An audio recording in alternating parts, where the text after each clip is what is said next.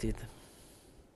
Allora, intanto noi stavamo chiacchierando un po' così i problemi anche legati al mondo della scuola. Per chiudere un po' l'argomento, che cosa dovrebbe essere fatto nella riforma, quindi? Che cosa si aspettano i giovani? Cosa si aspettano gli insegnanti, secondo lei, per poter chiudere il Ma gli cerchio? insegnanti si aspettano qualche soldino in più, Cioè, perché obiettivamente, peraltro non si può dire che l'insegnante fa 3 mesi di vacanza, come è stato detto da qualcuno, perché anche durante l'anno ci sono un sacco, tante, sono 40 ore al mese che devono essere soddisfatte. quindi lei dice un vecchio retaggio che Ci ci sono, ci porta... sono compiti da correggere, ci sono riunioni, insomma, non è vero. E poi c'è anche il lavoro intellettuale che in qualche maniera deve essere pagato, voglio dire, non è che puoi...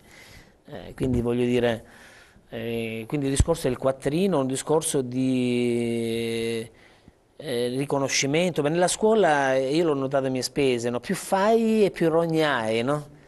Perché rognai? Perché più fai, più ti dedichi, più qualcuno ti giudica, qualcuno ti rema contro, qualcuno poi ti passa la voglia e dici ok, faccio le mie ore perché non ne vale la pena, perché tanto più faccio più rognò, e io non faccio le mie ore, mi prendo le rogne per i quali sono pagato.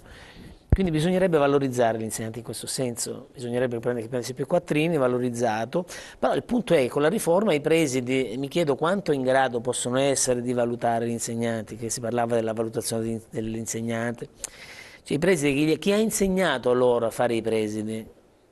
Quindi dice, Chi ha manca insegnato una loro a fare i manca una manager? formazione, insomma, a sto Manca, punto. quindi il rischio è di una valutazione e quindi con vari contenziosi. No, quindi Certo. l'insegnante comunque vuole qualche soldo in più e vuole qualche gratificazione in più per quello che fa, perché comunque nella scuola ci sono insegnanti veramente capaci, c'è tanta gente brava, oltre a tanta gente che non dovrebbe fare Ma può un l'insegnante, ma ce n'è preside di brava. giudicare, è in grado un preside di giudicare? Questa è sempre stata Ma la io base. credo che il paese non sia in grado di giudicare questo, ma perché Quindi, nessuno mai gliel'ha insegnato. e quindi c'è questo problema anche della Secondo me sì, dirigenza è uno dei grossi scolastica. problemi che viene messo in evidenza.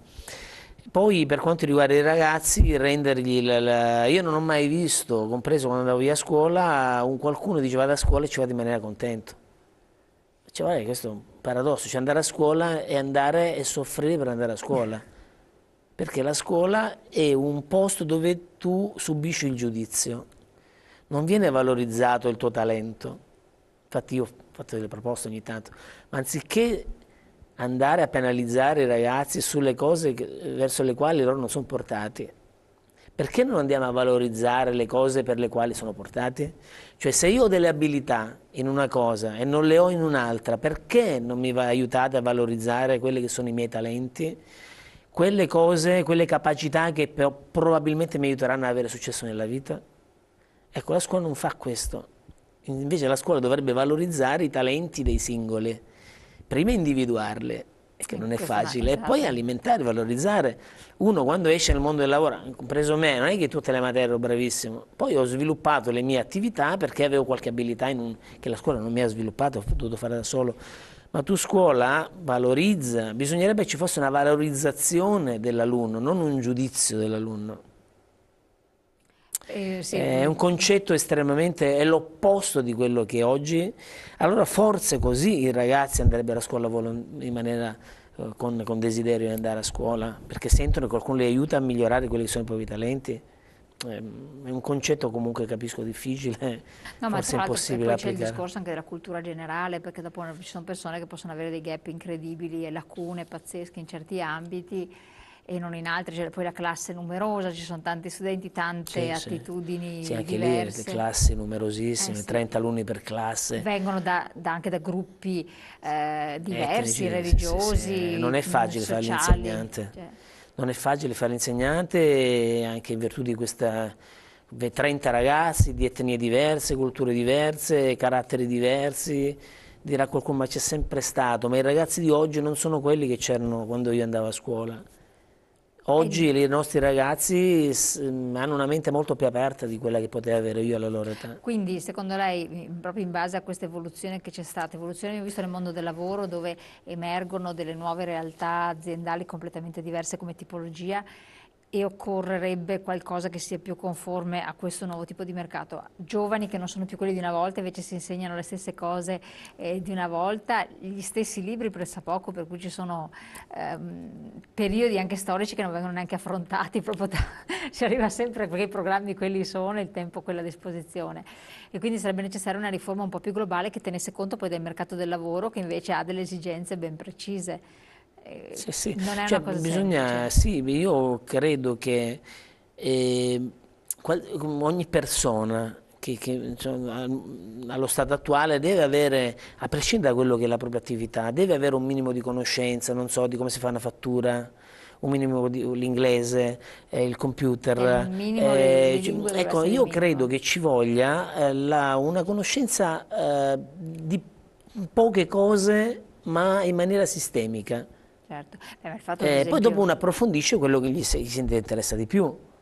certo. È un po' il concetto che anche le imprese vogliono, quando vogliono un lavoratore, vogliono una persona che ragioni in maniera complessiva, ma che poi sia brava a fare il lavoro che fa, chiaro.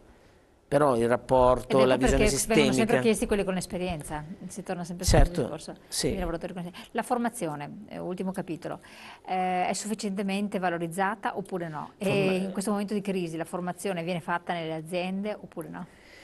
Ma formazione e parli dei lavoratori, formazione dei lavoratori. Formazione è quella che adesso c'è, anzi, che c'è stata da un pezzo, è la formazione sulla sicurezza, sulla legge E 81, che è vabbè, una è cosa quella. importantissima, sul primo soccorso, sull'antincendio, sono cose che importanti perché per la tutela dei lavoratori e anche dell'impresa stessa. Quindi è importante fare tutte le imprese, spesso utilizzano i fondi interprofessionali, cioè, ogni lavoratore accantona 0,30 centesimi per ora lavorata, viene poi prelevato questo fondo e organizzata formazione.